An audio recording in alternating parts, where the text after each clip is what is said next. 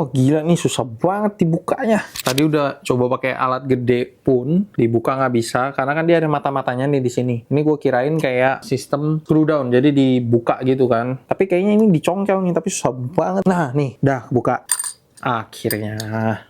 Tadi gue udah sempet netting kayak, nih ada apa nih yang ditutup-tutupin kan? Saking susahnya dibukanya. Ini back case-nya lebih rapi dari yang tadi, yang versi woman-nya. Kenapa? Karena di sini dilihat nih pinggirannya lebih rapi, finishingnya. Ini lebih rapi, nggak ada yang penyok-penyok aneh. Water resistance-nya ini dia tulis di sini 5 bar. Nah ini ada gasketnya juga di sini. Jadi ini yang membantu buat ya water resistance-nya cukup kuat. Oke, ini dalamnya. Sebelum ke movement-nya, kita seperti biasa ke material bodinya atau case-nya. Tadi karena ada mata ini, gue kira ini screw down belakangnya. Ternyata dia masih sistem friction joint atau sistem di press back case-nya. Nah, ini tadi tuh meninggalkan ini. Tuh, ini ada bekas buka tadi. Walaupun tidak terlihat kalau udah ditutup ya. Nah, ini kalau gue lihat, dia di bawahnya itu masih ada yang namanya sedikit material yang berwarna coklat atau warnanya kayak tembaga gitu. Kalian kelihatan nggak di kamera nih? Kita coba gores lagi ya biar lebih tahu lagi nih materialnya apa sih sebenarnya.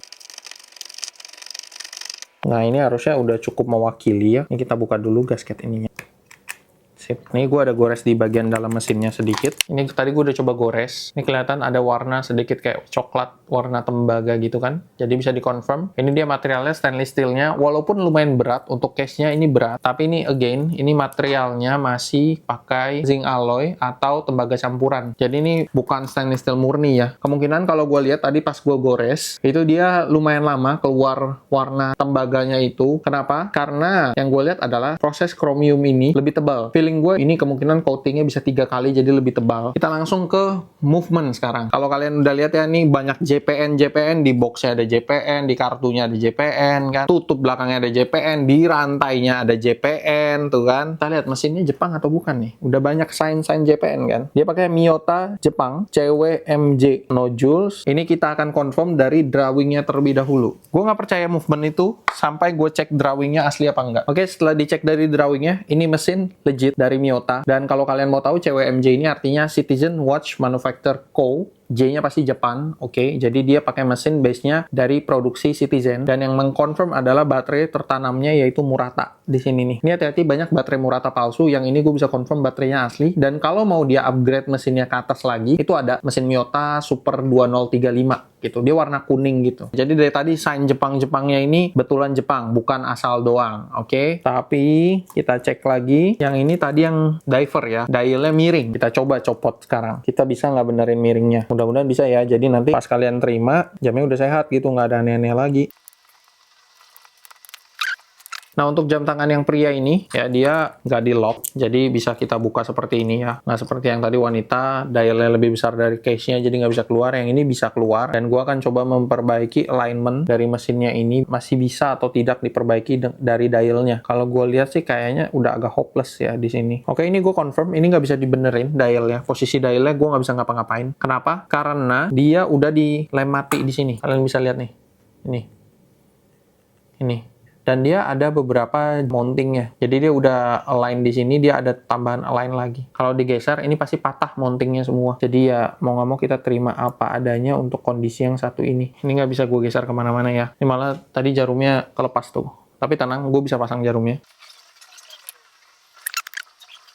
Jadi Philip Richie yang ini udah berhasil kita bongkar tadi. Ini tadi jarumnya copot aman, udah terpasang. Tapi tetap seperti gue bilang, dialnya ini Philip Richie, tolong ini alignmentnya, QC-nya gimana ini, sama assembly point-nya gimana nih. Nah, untuk yang GMT satu ini, gue nggak perlu bedah. Kenapa? Karena kalau kalian lihat ya, dia GMT tapi nggak ada jarum GMT-nya bro. Cuman hours, minute, sama second. Biasanya ada satu jarum tambahan GMT. Jadi GMT ini tuh fungsinya mungkin lebih ke dual time zone aja, tapi nggak bisa kalian setting jarum GMT-nya, karena memang tidak ada jarum GMT-nya. Jadi kalian bisa pakai fungsi dari si bezel buat ganti GMT-nya. Dan gue yakin mesinnya sama, nggak mungkin beda. Karena kalau misalnya sama, gue nggak perlu buka jadi yang GMT ini. Karena kalau misalnya beda, dia pasti cost produksinya naik lagi. Jadi gue yakin banget ini isi mesinnya tuh sama yang ini. Dan satu lagi kenapa gue yakin konfigurasinya sama persis. Free hands, date-nya di sini. Jadi ya mesinnya pasti sama. Ini kan tadi gue bilang nih, yang ini dia berani tulis water resistant 5 bar. Nah bedanya sama yang tadi yang model jam tangan perempuan atau wanita, kalau dia udah berani kasih water resistant 5 bar, ini which is 50 meter. Ini even dia model tutupnya press, ini kalau ditekan pakai tangan tuh dia nggak bakal, dia nge-press memang. Tapi dia nggak akan nge-press secara sempurna. Bisa dilihat tuh. ada celahnya kan, gasketnya masih kelihatan di jamnya tuh. Nah ini tuh harus pakai alat press khusus kayak gini.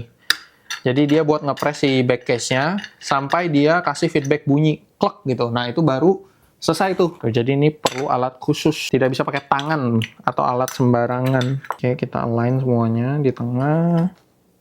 Tuh, kedengeran kan? Dia ada bunyi feedback satu kali lagi. Kalau udah klik kayak gitu, kita tinggal kencangkan sedikit lagi. Harusnya dia udah masuk.